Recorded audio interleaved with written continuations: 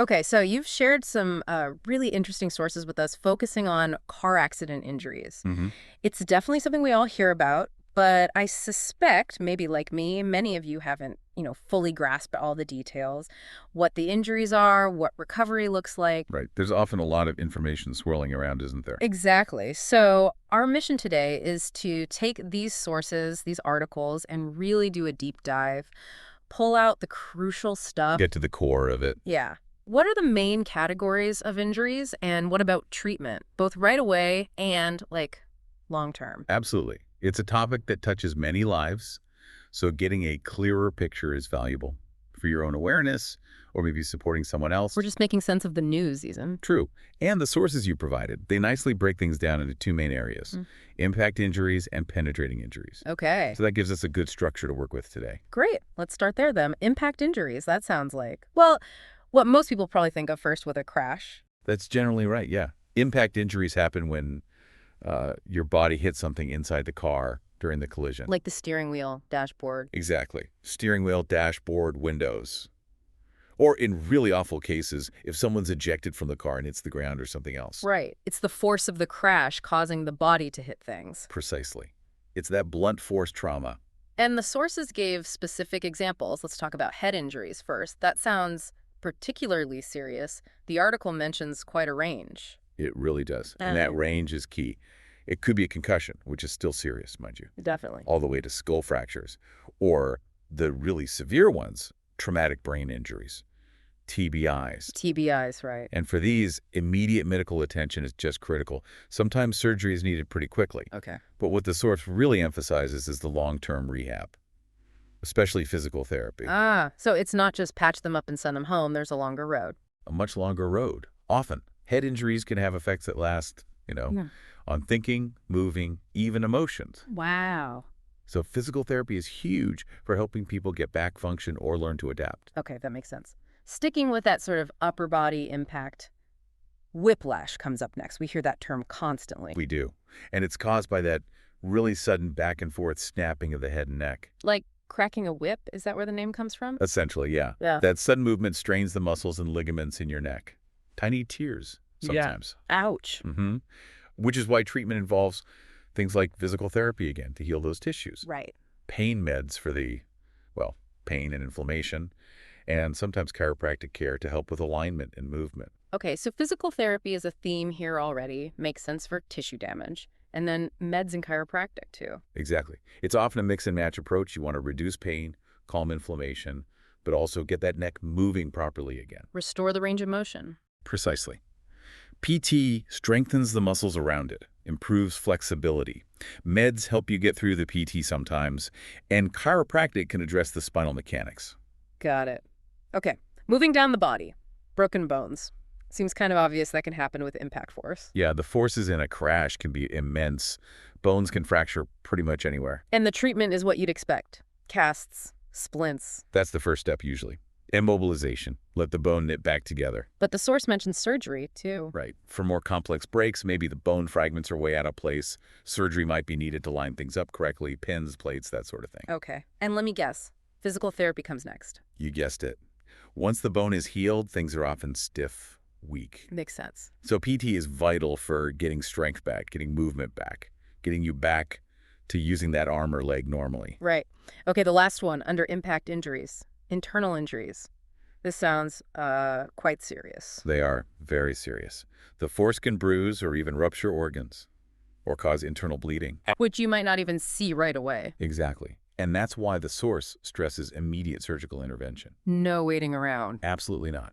These can become life-threatening incredibly fast. Prompt surgery is key to stopping bleeding, repairing damage, preventing the worst outcomes. Wow. Okay, that really highlights how severe impact injuries can be. So that's one category. The second category the sources mentioned was penetrating injuries. How are these different?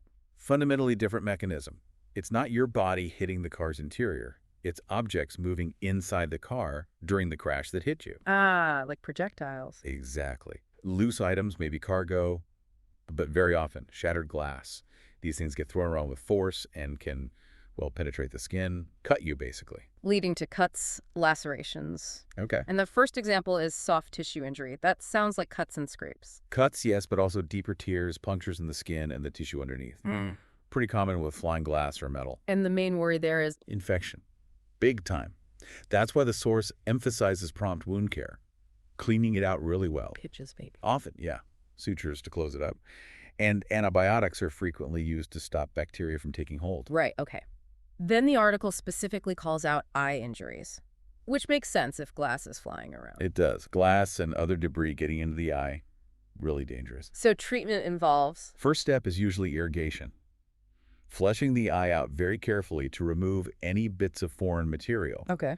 But depending on how bad it is, surgery might be needed to repair damage, save vision, prevent long-term problems. Eyes are so delicate. Yeah, definitely needs specialized care there. Absolutely critical. And the last one, under penetrating injuries, puncture wounds. Huh. How is that different from just a cut? Think deeper.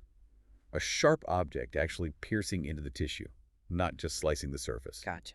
And the source makes a good point. These can go deep, affecting muscle, sometimes even hitting bone. Wow. So the repair could be complicated. Very. Often needs extensive surgery to fix that deeper damage. And because it's a puncture, from potentially a dirty object. Tetanus shot. Exactly. Tetanus shots are often recommended just to be safe. Prevent that specific nasty infection. Okay. So we've got impact injuries, body hits car. And penetrating injuries, objects hit body.